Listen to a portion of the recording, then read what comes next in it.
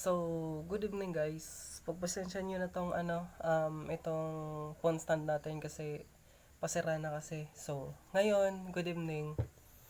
Um, Gagawa ako ngayon ng ng power supply para dito sa Bluetooth amplifier na to.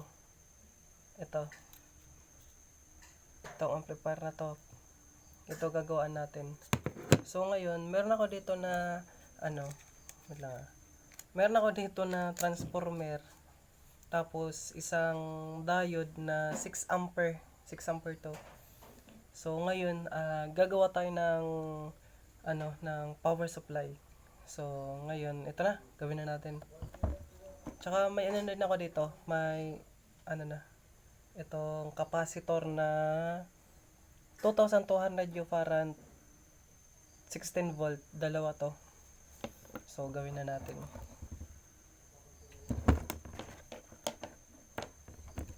So, yun. Wala pala to yung yung saksakan. Hanapan na lang natin dito sa mga gamit natin. So, yun. Pagpasensya nyo na ilaw lang yung gamit ko para makapag-video ko ng konti. So, yun. May ko nito, may connector. Ito yung connector niya na nakalimutan ko. Ito yung connector ng radyo ko. Ito yun. Ito yan. Wait lang ganito yan. Gawa natin to ng power supply. Kasi, ang lang naman ito supply is DC. DC na 8 DC na supply to 24, ganun. So, pasok pa to sa 12. So, yun. Ito, mas pagpasensya na blurred siya, blurred. So, basta nakalagay dito 8 DC 8 to 24 volt yun. So gawin na natin. So ito na, ginagawa ko na siya. Ito yung positive, itong may puti, itong na to, ito yung positive, ito yung negative. Ito naman yung yung saksakan, o sa madaling salita, ito yung input, ito yung output. 220, ito yung 220 na So, dito tayo magkakabit ng capacitor na 2,200 Ufarad 16 volt. So, ito na. Gawin na natin.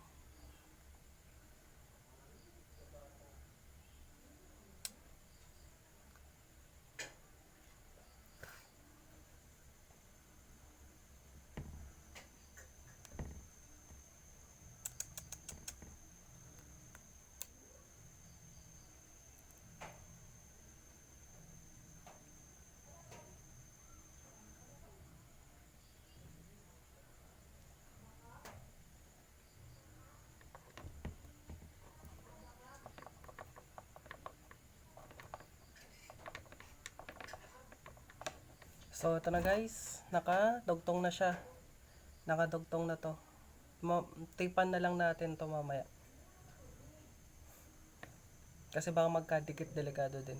So, ngayon, yung sinabi ko kanina, na may connector siyang kasama, yung nakasalpak dun sa dun sa ampli natin ng Bluetooth, ito yun. Ngayon, dahil may kulay itong ito yung magiging positive, itong red magiging negative tong itim.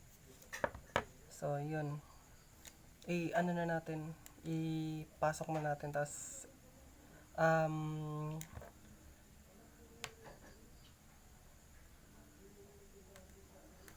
lang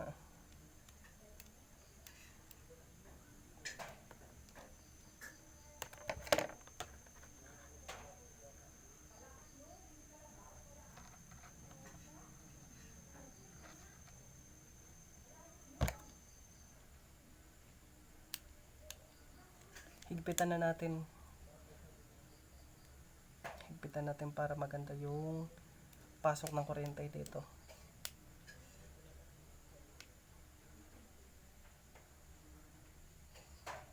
So yun, ito na siya. So na natin.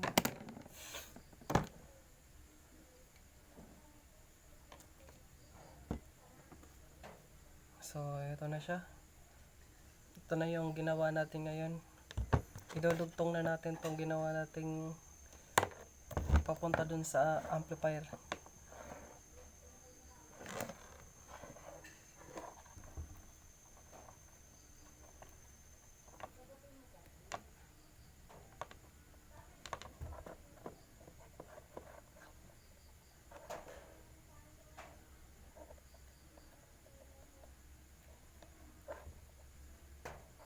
So yun, ito na siya.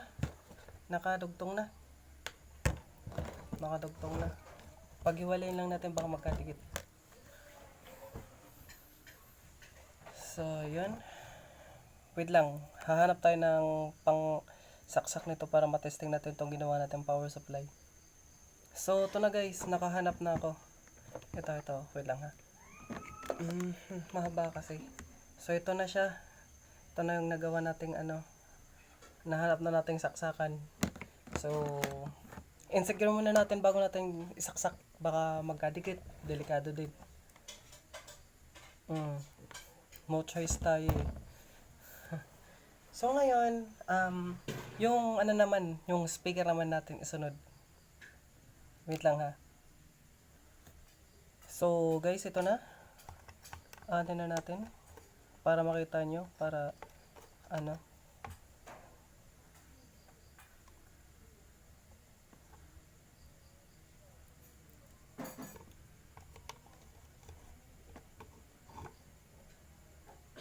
isang speaker lang muna natin gagamitin ha. Kasi wala pa ako yung surround speaker eh. Bibili tayo nito para dito.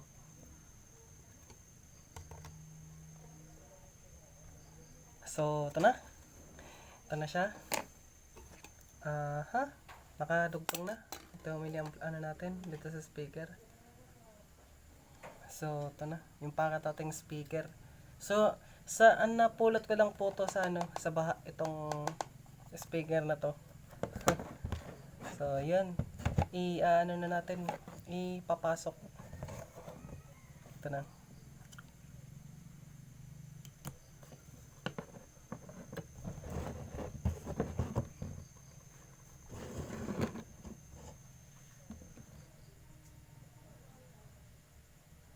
So, insecure muna natin.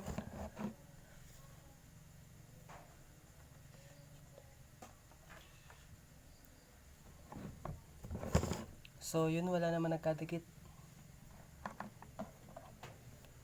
Wait lang. Ko na natin.